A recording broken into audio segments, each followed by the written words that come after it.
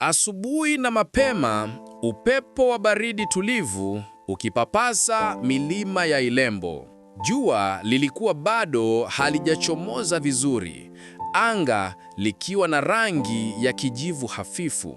Ndipo gari jeusi aina ya Land Cruiser likasogea taratibu na kuegeshwa nje ya geti kuu la gereza la Ilembo.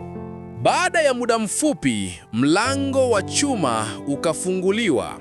Jasmine, afisa wa upelelezi, kijana mwenye sura ya ukakamavu, alitoka nje akiwa ameongozana na mkuu wa gereza, Bwana Posona, pamoja na askari wawili waliovaa sare nzuri za magereza. "Mkuu," Jasmine alianza kwa sauti ya chini, "kwa nini tusimchukue tu muhusika mwenyewe atuelekeze badala ya huu mzunguko wote?"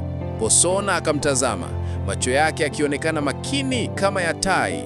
"Kumbuka," alisema kwa upole lakini kwa msisitizo, "hili ni swala chini ya kapeti. Bora uchafue uwanja wa jirani kuliko kwako mwenyewe." Jasmine akatikisa kichwa akionyesha kuelewa maana ya kauli hiyo. Dakika chache baadaye safari ilianza.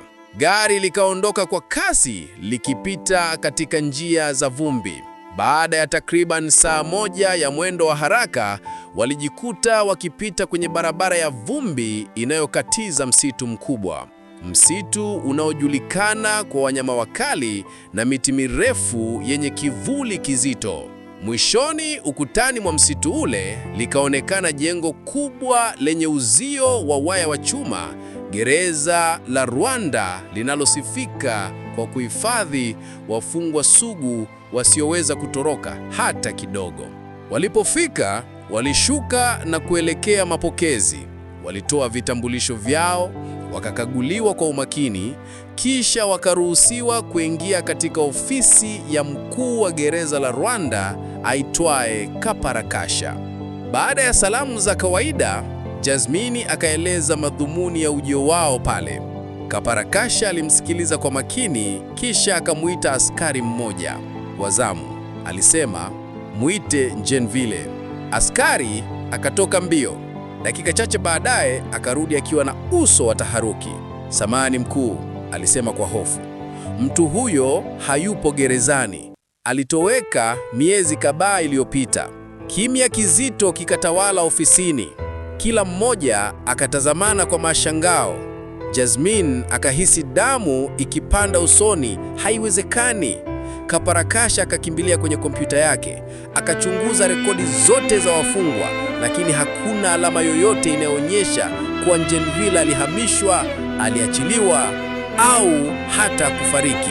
Cha kushangaza zaidi, Kaparakasha alikuwa amekaa hapo gerezani kwa mwezi mmoja tu tangu kuteuliwa.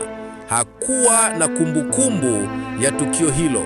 Baada ya muda wa majadiliano ya kina, wakakubaliana kufanya uchunguzi wa siri kabla mamlaka za juu hazijapata taarifa.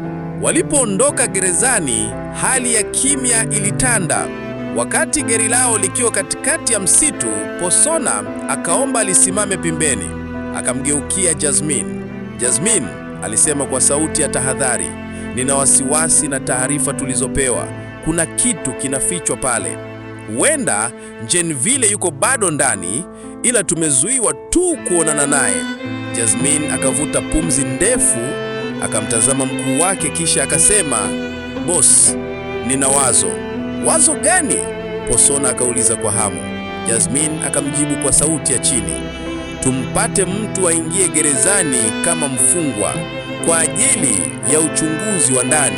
Posona akatikisa kichwa kwa ridhaa, macho yake akimwangalia Jasmine kwa upya. Akasema, "Wazo zuri sana, lakini itabidi tuwe makini sana. Tukikosea, tunaweza kuingiliana kimamlaka." Jasmine akajibu kwa jiamini, "Bila shaka, nitashughulikia hilo mwenyewe."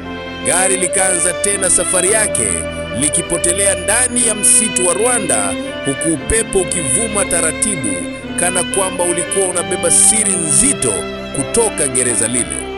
Usikose sehemu ya 4 ambapo tutajua nini kitajiri baada ya askari wa Songwe kuondoka kwenye gereza la Rwanda, Mbeya.